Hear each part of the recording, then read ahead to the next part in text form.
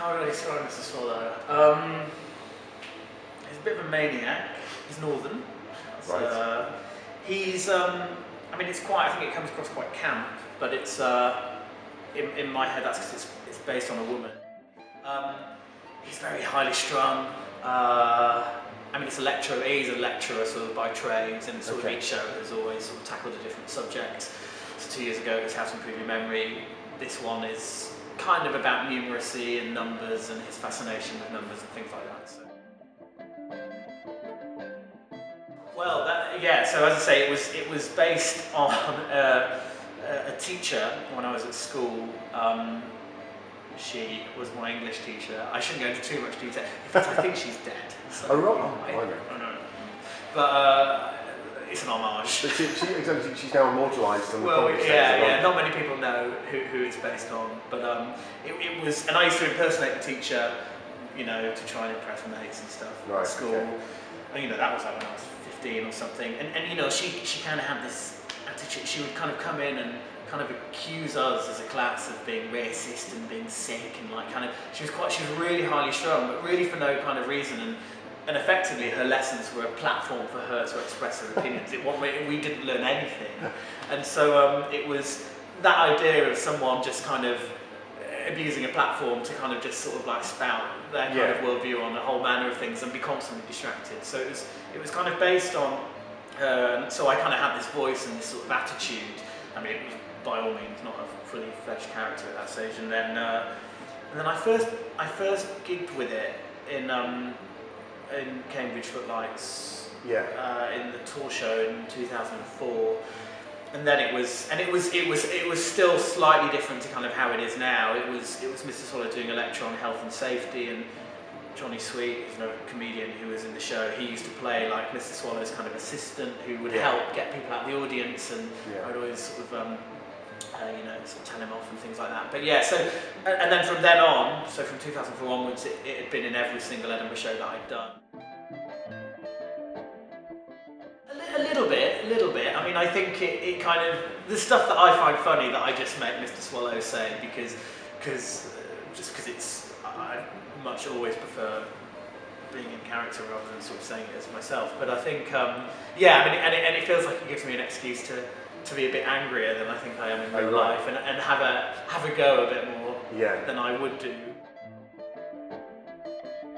I think probably most people do think it's a character, because of the title of the show. But there've definitely been people who think that the persona is real, and that is maybe just what I'm like when I gig, which is sort of true, but you know, it's a scripted act. I mean, it wants to feel spontaneous and as real as it can, but I sort of think if Mr. Swallow existed in real life, I mean, he'd be in a home or something.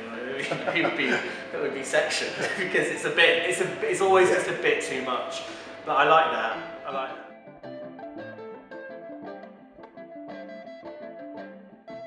I think as dark as he gets is that he's irritating. And, you know, I mean, the voice is a bit irritating. He has a go at things and he gets distracted, but.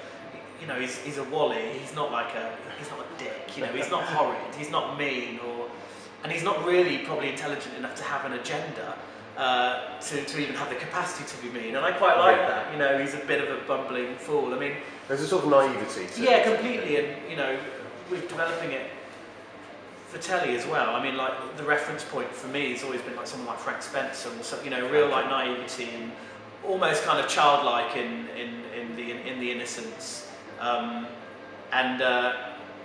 Which kind of is nice in that, so that when he does get shouty, which is quite a lot of the time, it's about stuff that you don't need to get annoyed about, you don't need to get upset about, that's fine.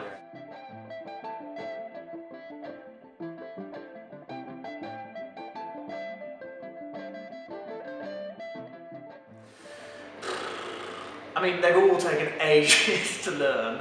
I mean, without giving too much away, that whole end section of the show, if people come and see the show, or people who have seen it will know that it's kind of one thing after another, which sort of demonstrates the fact that I've learned to be good at maths. And to be honest, it's more about, I've got a good memory, and it's more about kind of using a lot of memory tricks to appear very good at maths.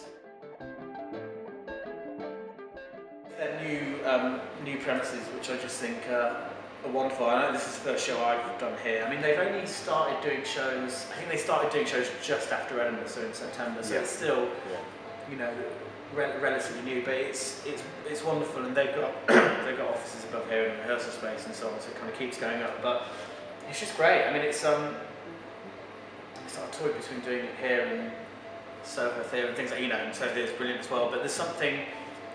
It was just nice to kind of almost, because I don't think I'll do this show again in next year, just because it's called 2012, and I kind of want to start writing new life stuff and things like that. So it felt nice to kind of, you know, it started at the Dot. You know, I started doing all my previews at the Dot to sort of, I don't know, that was when it was in Camden, but to kind of like, you know, bookend it here. Yeah, you know, that's such a great company to be, you know, working with, and.